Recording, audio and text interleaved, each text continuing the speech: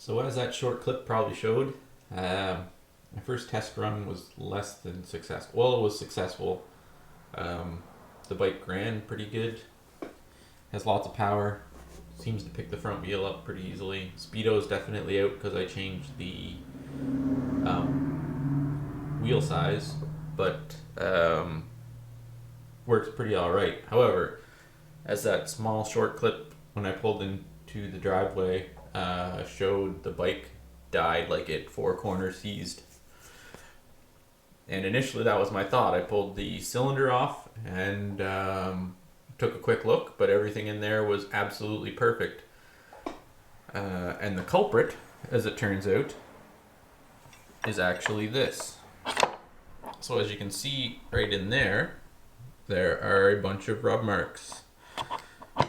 And this is another one of those things that, again, for this complete engine, Malossi doesn't include in the kit. I went through all of the boxes of leftover bits that I have, of nuts and bolts and stuff, and I actually posted on 49cc forums, and one of the guys there that built an RC-One said, yeah, so there's another kit you have to buy along with the other few things that provides a shim that sits in here. Now, nowhere in the paperwork for the gear set or for the variator clutch setup does it tell you that you may need to shim this. It tells you that you need to shim here in a couple of diagrams, because I went through those papers today. It doesn't tell you though that you need to put a shim in through here to space out that front bearing up a little bit. So while this was tight before, and it is, I mean, it has a clearance, not much of one, but it does spin without rubbing. That space is too close. So when you get a little bit of heat in the sheath, it expands and of course rubs. So I'm gonna have to make up a spacer.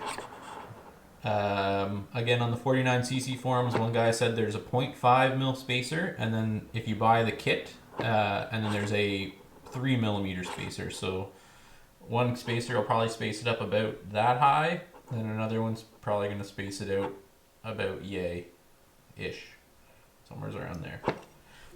So I'm going to just add that to the list of things. If you are buying an RC-One, there is a variator spacer kit that has a black and a silver spacer. Not very expensive, but again, not included in the box, and you will have a bad time. I was sure I locked the motor up when that happened. The bike just hard stopped. Well, you saw the clip. It just let off the throttle after a little bit of a pull and just went whoop. Not usually great. But fairly easy fix, although I did take it all apart to check and make sure. My initial thoughts were that the shaft had walked out, but that's okay. And then also my other thoughts were that maybe this wasn't machined properly because the casting's not completely machined away there. But that seems to be okay too, which somebody mentioned that there's a shim kit for here. So we'll add that to the list. I'm gonna fabricate one up and put it back together, and hopefully we'll get some more riding clips in. That clip was pretty lame, just still just breaking it in, making sure nothing was going to fall off the bike, but just wanted to get out and get it for a drive.